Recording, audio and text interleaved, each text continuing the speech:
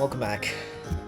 We're blitzing through battles because we have so many to do. I recorded this in the same day that I'm recording Wake. Here's the team.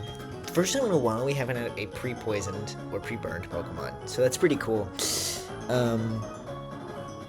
fight, I'm also excited for this because we've got the introduction. Like, this is the first time I've used Weavile. This is the first time I've used Scizor, and the first time I've used Typhlosion, I think on the channel at least. All of which are like really, really cool mons. Like, just to give you some perspective, my Typhlosion is adaptability and modest. Weavile, there's nothing too special about Weavile. Weavile is just insanely fast, insanely strong. With buffed knockoff in this game, it's insane. And Scizor is also just a really cool Pokemon. Unfortunately, no Technician on Scizor there. But yeah, Rotom is coming back to this fight. This is the first fight in a while where we won't have Gyarados. And to be honest, this fight is a lot scary. I was like debating if I needed to record this fight at all, because I haven't recorded the prior Dawn fights either, right? This is the other rival, this is Dawn. Here's the team real quick. So in the same way that I hadn't recorded the previous Berry fights, I hadn't recorded the previous Dawn fights either. So I was like, maybe I don't need to record this one, but I started prepping and I was like, I definitely do. This one is very, very tough.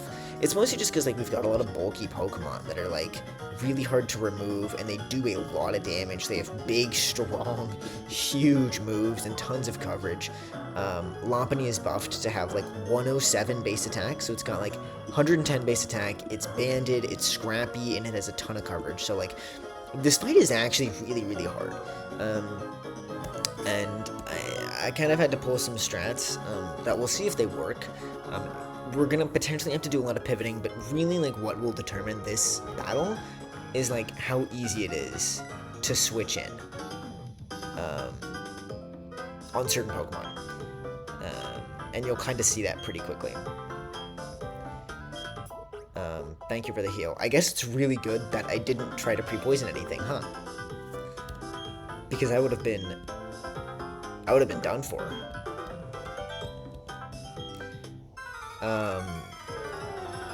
But yeah, this fight is very tough. This fight is very tough. I'm very anxious.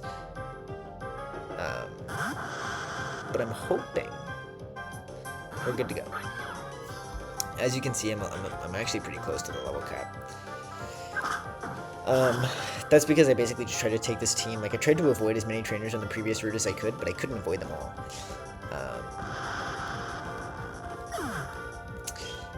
So I did get some levels. There's level 46 though. That does not break the level cap, by the way. Oh, okay. No. And that's all Weavile needs to do for its first showcase.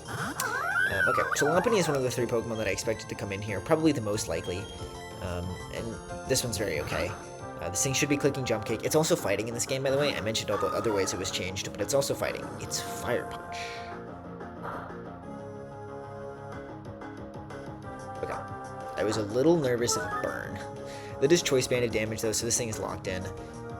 And because it's locked into that, I'm just going to click Play Rough. I could click Drain Punch, but I really don't want to give this thing more chances to burn me. Even though I know Play Rough can miss, I'd rather just get it out of the way. This isn't a guaranteed kill, but this plus Aqua Jet is. And I think that is actually optimal, because of what I'm going to do right here. I'm going to Protect. Oh my god. Oh. Dude, I really need to remember that these guys carry potions, because like I've nearly cooked myself in so many fights, and that was the first like mistake I made. I'm lucky it wasn't against like a really, really important part of the fight. Now this might just straight up kill, because it is a roll. It is a roll, right? Last time it didn't. This time it won't.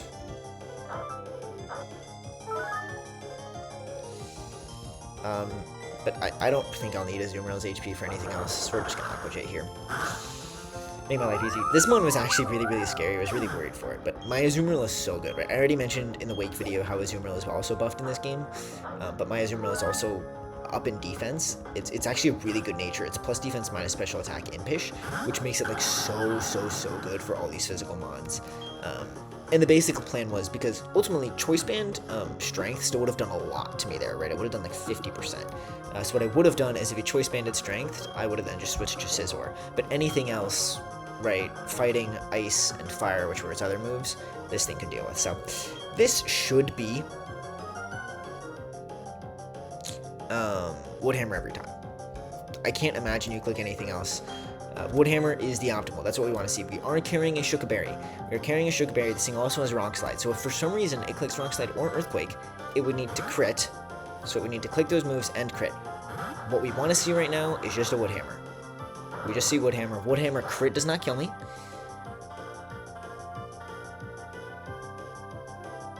But Woodhammer does a lot of damage. However, Flamethrower does kill you. So that was kind of like the scary thing, right? Is that we're using a Typhlosion, which is a fairly frail fire type, against Torterra, which is a fairly bulky ground type. It doesn't really seem to make sense, but obviously it's also grass. So I really just needed a switch like that, which I got.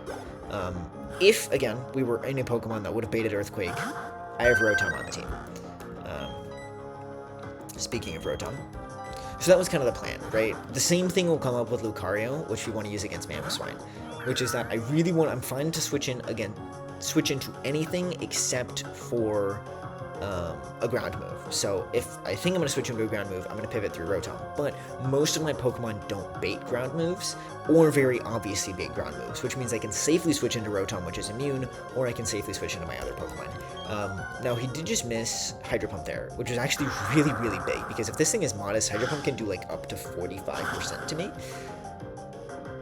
which would have been a big deal. That's a crit. Wow. That was really lucky.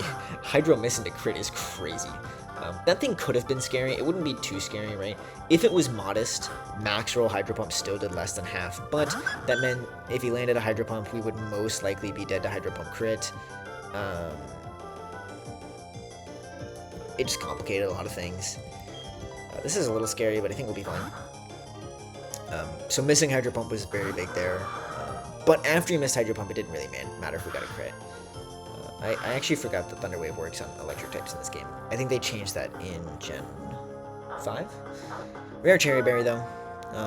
But we are also slower. So I do anticipate him just clicking Thunder Wave again. He does land it again. I think Thunder Wave might be 100% in this game. Getting fully parried here is really the only thing that's going to cook us, and we don't. Now, this isn't a guaranteed kill. I think it's pretty unlikely, actually. But we get it. I think it was like a 50-50 or something. Which we get it, which is big, which is very nice. And here's the part that I'm actually pretty scared for. This fight has been so easy, so much easier.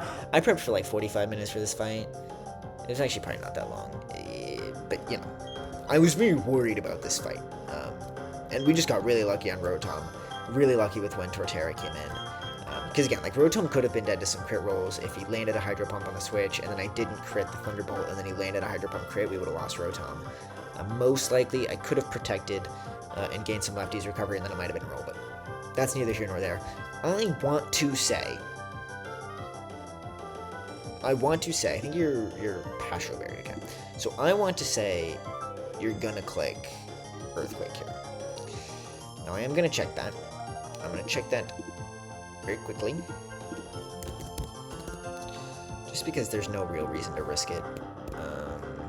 I'm gonna guess you're adamant. We actually don't know the natures because this is like one of those stupid fights. Earthquake, Ice, Shard, Avalanche, and Stone Edge. This thing is really scary. It hits really hard. It's super bulky. It's kind of fast. Earthquake does more than every roll of Stone Edge all the time. This is max roll 2. It might actually not be adamant. We just kind of talked about that, which means should be good to go into Rotom.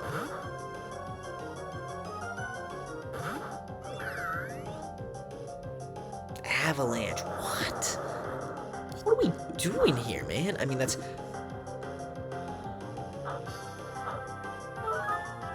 fine, I guess.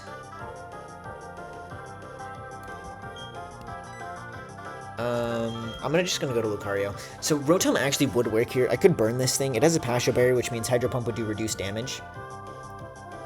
But I'm pretty sure, right? You can never click Earthquake here, which means you're always clicking an Ice or a Rock move, either of which are resisted. If for some reason you did click Earthquake, I have the Shookaberry on this thing as well. It was basically, like, the plan with Lucario was basically the exact same plan that we had with Typhlosion on Torterra, right? It was basically, I resist a couple of their moves, so I just need to switch in on a resisted move, and then I outspeed and I one-shot. If I, for some reason, switched in on a super effective move, the AI did something crazy, I had the damage reduction berry, so they still would have needed to crit, but we played around that. Again, Rotom would have also worked there, I could have Will-O-Wisped and Hydro Pumped, but it wasn't necessary. That was pretty easy. $0, really?